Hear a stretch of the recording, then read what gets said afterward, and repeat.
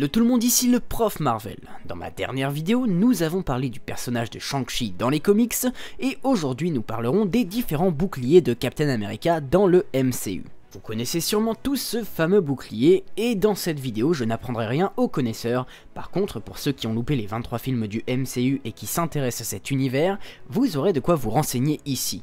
Ce bouclier est l'emblème du héros aux couleurs américaines, Captain America, et dans les films, il en a existé 3 versions, et c'est de chacune d'elles dont je vais vous parler aujourd'hui. Cependant, avant de vous parler de leur histoire, j'aimerais vous décrire les capacités de l'arme en question. Parce que oui, bien que ce soit un bouclier et qu'on l'associe à la défense, le bouclier de Captain America est bien une arme. Ce dernier est fabriqué à partir du vibranium, un métal fictif qui, dans les films, est considéré comme le métal le plus rare sur Terre. Grâce à ce composé unique, le bouclier est capable d'absorber et de réfléchir l'énergie cinétique, lui permettant de résister à des impacts qui briseraient l'objet s'il était fabriqué à partir d'un métal plus commun. Le centre du bouclier est également aussi ce qu'on pourrait appeler un déviant, car il peut rediriger certains projectiles d'armes à feu ou d'armes à énergie, et peut dans le meilleur des cas créer une onde de choc s'il a été frappé avec une arme extrêmement puissante, comme celle du marteau de Thor Mjolnir, sur laquelle j'ai aussi fait une vidéo si ça vous intéresse. Enfin, vu que le vibranium absorbe l'énergie cinétique et les vibrations, ce dernier permet d'amortir de très lourdes chutes, même à plusieurs dizaines de mètres de hauteur. Donc si vous voulez tuer votre meilleur ami, assurez-vous juste que ce ne soit pas Captain America ou vous pourriez le regretter. En tant qu'arme d'attaque, le bouclier peut être utilisé comme une arme de combat au corps à corps, mais aussi comme une arme de lancer. En effet, grâce à sa composition unique, le bouclier se déplace facilement dans les airs et garde une vitesse constante, et dans le cas où il est lancé par des mains expertes, celui-ci peut ricocher plusieurs fois contre des surfaces solides ou des adversaires, ou les deux, à tenter qu'un ennemi puisse être considéré comme une surface solide, jusqu'à revenir dans les mains de son utilisateur. Bon. Trêve de flagornerie et de calembours, je vais maintenant vous raconter l'histoire des 3 boucliers de Captain America. Durant la Seconde Guerre mondiale, dans le cadre d'une propagande américaine, un certain Steven Rogers, jouant le rôle de Captain America dans le but d'inciter les citoyens à accomplir leurs devoirs de guerre, portait un costume ainsi qu'un bouclier où le drapeau américain y était représenté. Ce bouclier était l'emblème de ce fameux Captain America, mais surtout le premier d'une lignée de 3. Celui-ci n'avait cependant aucune particularité, hormis d'avoir été fabriqué dans un métal assez robuste, sûrement du laiton, et d'être utile en cas de combat mêlé, où le héros pouvait s'en servir pour frapper et se protéger des balles ennemies, à condition qu'elles soient issues d'armes de petit calibre. En 1943, après que le Captain se soit rendu en Autriche avec Howard Stark et l'agent Peggy Carter de la SSR, ce bouclier fut utilisé par notre homme pour infiltrer une base d'Hydra et sauver des soldats alliés, ainsi que l'ami d'enfance de Steve, Bucky Barnes. Cependant, après une brève confrontation avec le Crâne Rouge, le bouclier fut endommagé et le Captain l'abandonna définitivement. Ce bouclier reste cependant un bel hommage aux comics, puisque c'est celui-ci que Captain America a porté dans son premier numéro, avant de laisser sa place à un bouclier bien plus sobre et en forme de disque, et ce, dès le second numéro, suite à une accusation de plagiat de John Goldwater, créateur du personnage The Shield. Le MCU fait donc de même, et c'est Howard Stark qui fabriquera ce deuxième bouclier. Cependant, il faut savoir qu'il existait quelques autres prototypes que vous pouvez voir à l'écran, mais Steve a préféré choisir le modèle de disque après que l'agent Carter lui ait tiré 3 balles, sans que celui-ci ait le moindre dégât. Cette résistance incroyable est due à la matière du bouclier, le vibranium. On ne nous dit d'ailleurs pas comment Howard a fabriqué ce bouclier, et ce dernier nous dit juste qu'il est la seule ressource de vibranium que possède la SSR. J'ai d'ailleurs fait une vidéo théorie à ce sujet, si jamais ça vous intéresse, peut-être qu'Howard en sait plus qu'on ne le croit. D'abord d'apparence métallique classique, celui-ci sera repeint aux couleurs de l'Amérique, en hommage au premier bouclier du Captain, puis ce dernier s'en servit durant toute la guerre afin de combattre Hydra et le Crâne Rouge. Celui-ci continuera d'ailleurs à montrer sa résistance exceptionnelle en protégeant le Captain d'un tir d'énergie d'une des armes d'Hydra, tir qui est censé normalement désintégrer sa cible. Plus tard, toujours durant la Seconde Guerre mondiale, le Captain, qui avait alors vaincu Crâne Rouge, n'eut d'autre choix que de plonger le vaisseau mère de l'ennemi dans les eaux glaciales de l'Arctique, ce qui eut pour effet de cryogéniser le héros ainsi que son bouclier. Ce n'est qu'environ 70 ans plus tard, en 2011, qu'il fut retrouvé par l'organisation du Shield près du Groenland. Le Shield étant l'héritière de la SSR, prit en charge Steven Rogers et décida de le décryogéniser et de le réveiller. Lorsque le jeune homme eut conscience qu'il avait fait un bond considérable dans le futur, il décida de rejoindre le Shield. En 2012, il rejoignit ensuite les Avengers à la demande du chef de l'organisation Nick Fury et fut missionné d'appréhender le super-vilain Loki. Allié au fils de Howard, Tony Stark, connu sous le nom d'Iron Man, Captain America put se resservir de son bouclier et put résister à une attaque dévastatrice de Thor et de son marteau divin Mjolnir. De cette collision se dégagea une puissante onde de choc qui repoussa les trois héros à plusieurs mètres les uns des autres et arracha au passage les arbres de la forêt aux alentours. Dans cette aventure, le Capitaine se servit énormément de son bouclier jusqu'au dénouement final de la bataille de New York. Dans les années suivantes, Captain America devint un agent opérant officiellement pour le Shield et se servit de son bouclier durant ses missions, ce qui lui permit d'en perfectionner sa maîtrise autant sur le côté défensif que offensif. Par ailleurs, durant ses missions, les bandes rouges du bouclier furent repeintes en bleu pour lui donner un côté furtif, mais le Capitaine s'arrangeait toujours pour les ramener à leur couleur d'origine. En 2014, durant la période où le Shield était corrompu par Hydra, Captain America put prouver à plusieurs reprises qu'il savait extrêmement bien manier son bouclier contre ses ennemis, autant dans de grands espaces comme le Lemurian Star ou dans des espaces extrêmement confinés comme un des ascenseurs du Triskelion.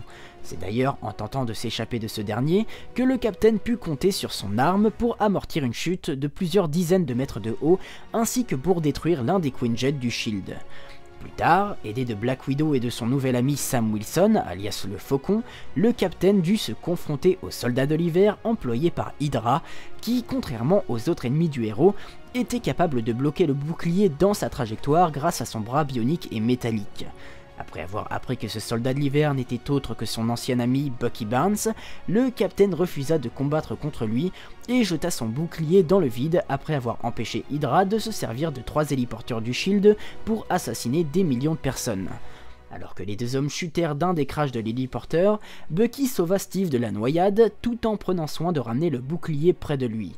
Steve se réveilla alors à l'hôpital auprès de Sam et reprit très vite le combat contre Hydra avec les Avengers en 2015. Durant ce ralliement, Tony Stark décida de modifier le bouclier du Capitaine en y retirant ses lanières afin de les remplacer par 2 électro-aimants pouvant se connecter à la combinaison de Steve, permettant au bouclier de revenir de lui-même au bras du Capitaine.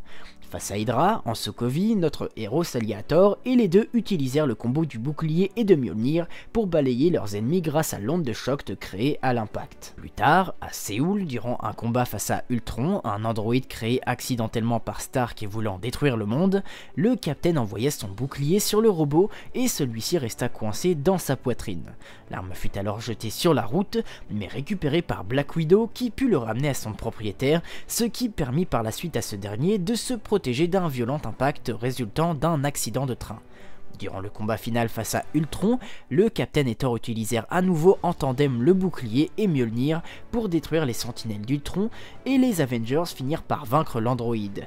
L'équipe fut alors rejointe par de nouveaux membres tandis que d'autres comme Thor et Iron Man la quittèrent pour opérer en solitaire. En 2016, les Avengers causèrent involontairement la mort de plusieurs civils innocents à Lagos, poussant 117 nations à se réunir pour créer les accords de Sokovie et obligeant les héros à se placer sous l'autorité des Nations Unies.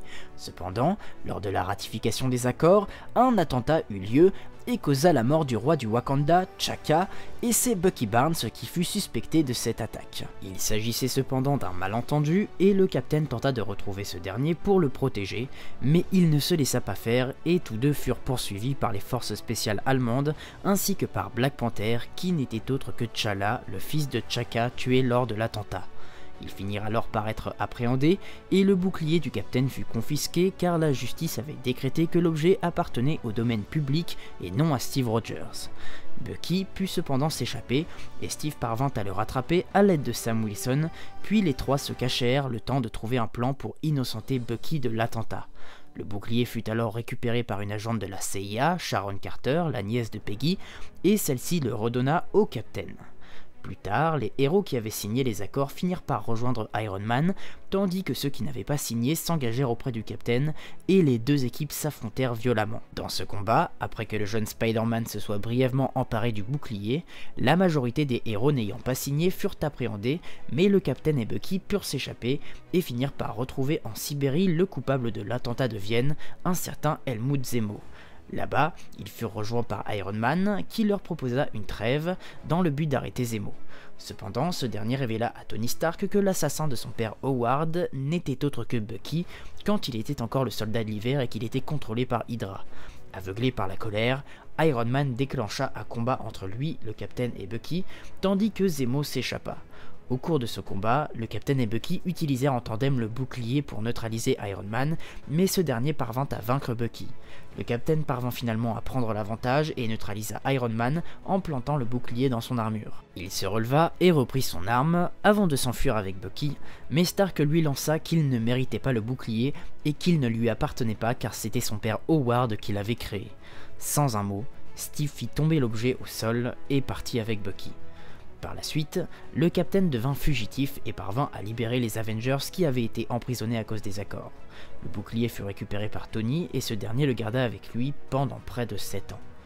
En 2023, 5 ans après que le vilain Thanos ait décimé la moitié de l'univers avec les pierres d'infinité, les Avengers trouvèrent un moyen de voyager dans le temps pour récupérer les pierres dans le passé et inverser la décimation de Thanos. Durant cette période, Steve et Tony finirent par faire la paix et Tony redonna son bouclier au Captain en gage de leur trêve. Alors que les héros voyagèrent dans le temps, le Captain revint en 2012 durant la bataille de New York et dans l'objectif de récupérer une des pierres d'infinité, celui-ci n'eut d'autre choix que de combattre son lui du passé, possédant évidemment son propre bouclier. Bien que notre héros du présent perdit le bouclier durant ce combat, il parvint finalement à neutraliser son lui du passé et récupéra son arme avant de revenir en 2023. Cependant, bien que Thanos ait été tué par Thor juste après avoir décimé la moitié de l'univers, une version passive du Titan Fou parvint à remonter le temps avec les héros et amena avec lui toute son armée.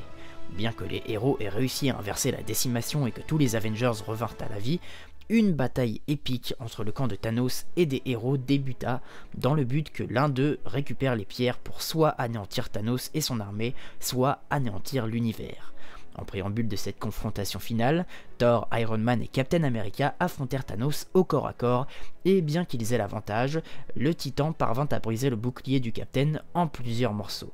Malgré cela, lorsque tous les héros furent réunis pour l'ultime bataille, Steve attacha le reste de son bouclier et l'utilisa contre ses ennemis jusqu'à ce que Iron Man récupère le gant de l'infini et claque des doigts pour tuer Thanos et toute son armée. Plus tard, le Captain fut alors chargé de ramener les pierres dans la temporalité précise où elles avaient été prises, et bien qu'il soit parti sans bouclier, celui-ci revient avec un troisième et nouveau bouclier, visuellement différent de l'ancien, et l'offrit à son ami Sam Wilson, faisant de lui le nouveau Captain America. Aujourd'hui, on ne connaît pas encore l'histoire de ce nouveau bouclier, mais soyez sans crainte car une vidéo sera faite à son sujet pour faire suite à celle que vous venez de visionner. Et la vidéo est à présent terminée et je vous remercie de l'avoir suivi jusqu'au bout. Comme d'habitude, si ça vous a plu, n'hésitez pas à lâcher le petit pouce bleu des familles qui fait plaisir et à vous abonner à ma chaîne si mes autres vidéos vous plaisent. Je vous invite également à faire un tour sur ma page Utip pour soutenir la chaîne en visionnant quelques pubs et enfin à me rejoindre sur Snapchat pour être au courant de mes actualités. Et quant à moi, je vous dis à la prochaine pour une nouvelle vidéo. Ciao!